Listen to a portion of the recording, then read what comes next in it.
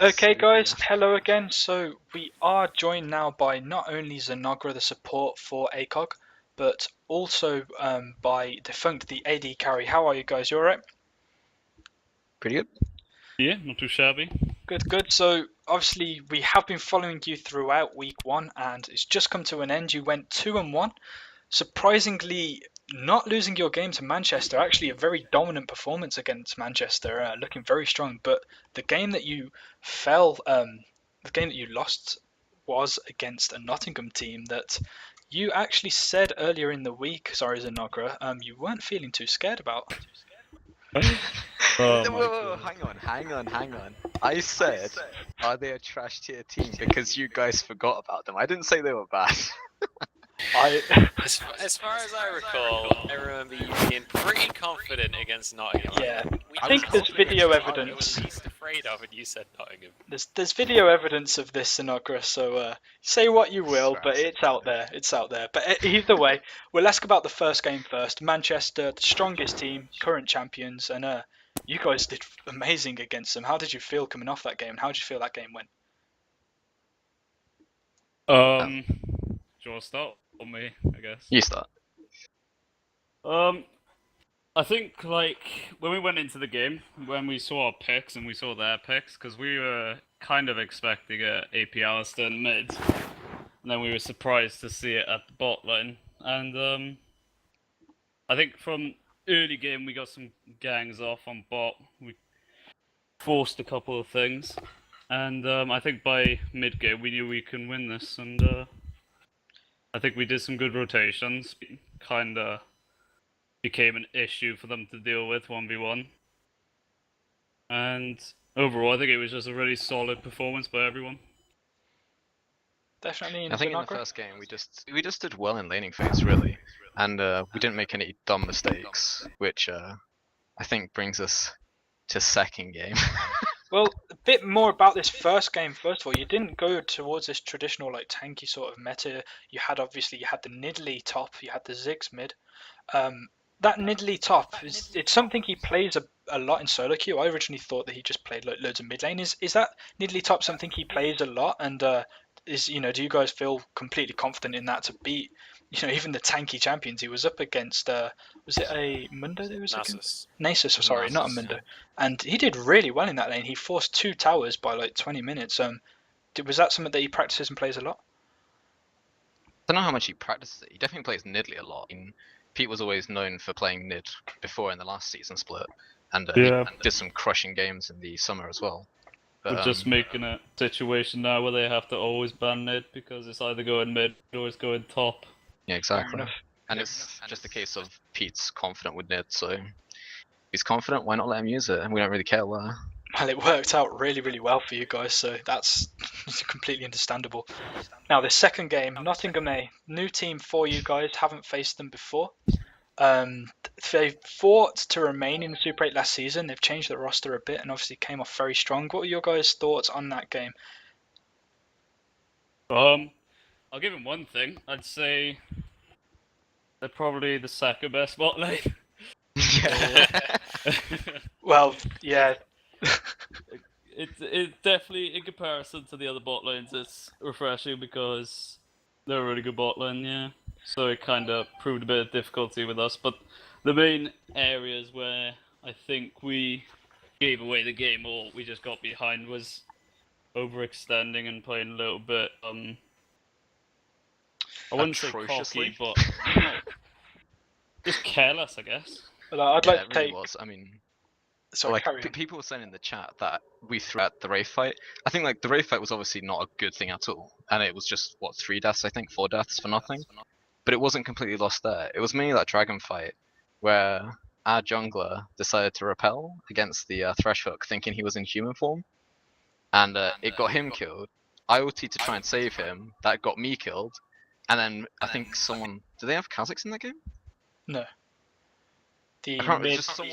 Someone got off me onto Rod, and I got him killed.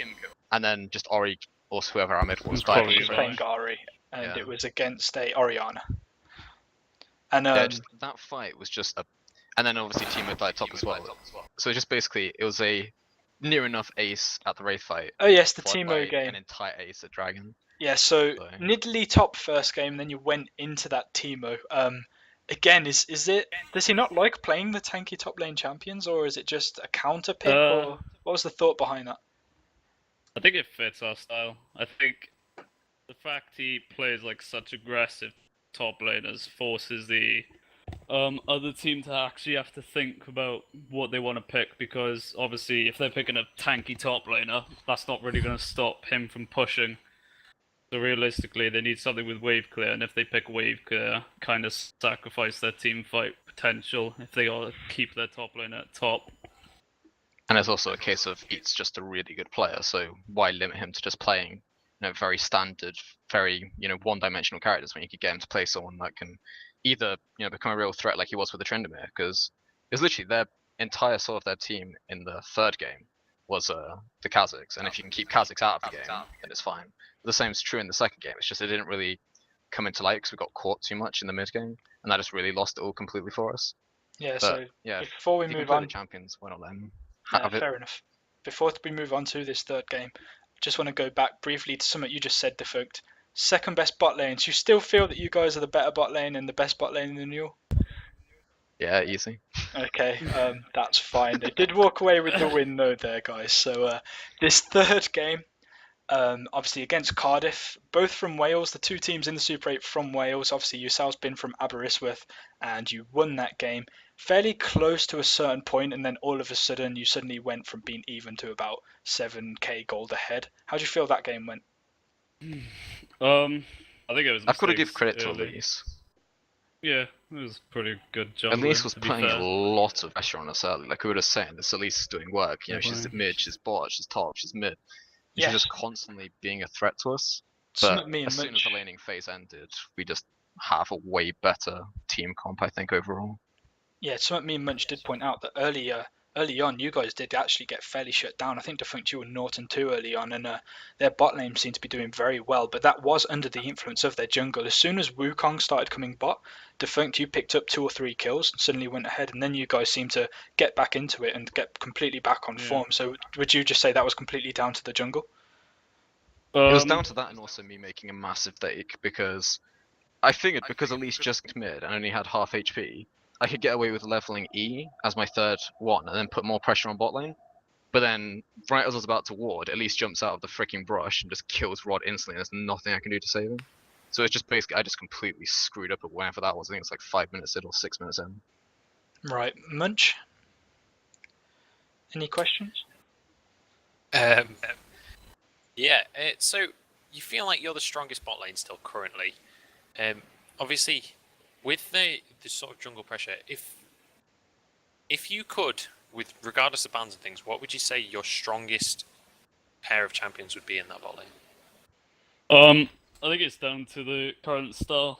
The best AD carry by far in lane is Sphinx, and that's why, I think every game they banned it against us.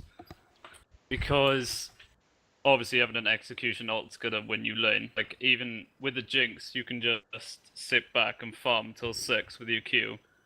And then when you hit 6, if you have something like a Leona, a Thresh, or an Annie, all the Flavor of the Month supports, you can just one burst somebody pretty instantly. I think whenever we play Thresh, so it just tends to work, because I think, my Leona's alright, and Rod has a go at me for various things I do on her. Let's not go into it.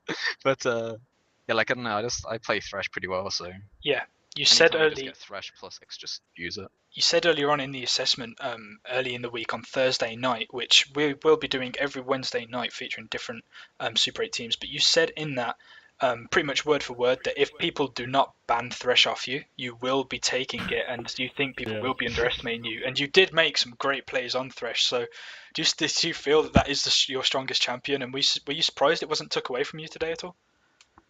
I was surprised after the first game it didn't get banned in the second or third. Well, I mean, they took it in the second game. But in the third game, I'm really surprised it wasn't banned. I mean, he's You my can't highest really win rate. afford to waste one of your bans now, though. Or at least can't... take it. It's not as if he's a bad ban anyway. I mean, he's probably the strongest support right now. Yeah, but you really can't, you can't afford to place a ban in a support. The only support I'd ban would be Thresh, and even then, it'd be against someone that you know is a better bot laner than your team. and obviously that's kind of the case with us. But you can't really Then it's a afford. case of. Yeah, but Well, when yeah, you then it's look just a at case of all if you the blink, what else myths, aren't you banning? yeah, exactly. Like you got your Zuo Vi, that's 2 bans you've got to get rid of, and then there's Kassadin. There's just so many things that can be more influential than a Thresh. Fair enough. So thank you, obviously, guys, for the great games tonight. All of them were highly entertaining. You are going 2-1 in your first week, a really great return. Second only to Nottingham, who are going 3-0 in this first week. So surprise to everyone, I think, there. Thank you for joining us both. Good luck next week. We're looking forward to seeing your rematch against Manchester and, of course, against Nottingham. I'm sure that'll be a great game. Yeah. But thank you for joining us. Munch, anything else to add? No, I think that's about it from us. If you want to, make sure you follow the Newell on Twitter. I believe it is twitter.com/the Newell. And if you'd like to follow me and Shadow as well, you can do. My Twitter is @munchablesLol, and I believe Shadow's is @ShadowLol. It is indeed. But other than that, thank you everyone for tuning in. We will have the stream and graphical issues sorted for next week, so it'll be a lot higher quality. We do apologise for the problems this week. But thank you for tuning in regardless. And we will see you next week for the second week and the last group stage of the Newell February tournament. Have a great night, guys.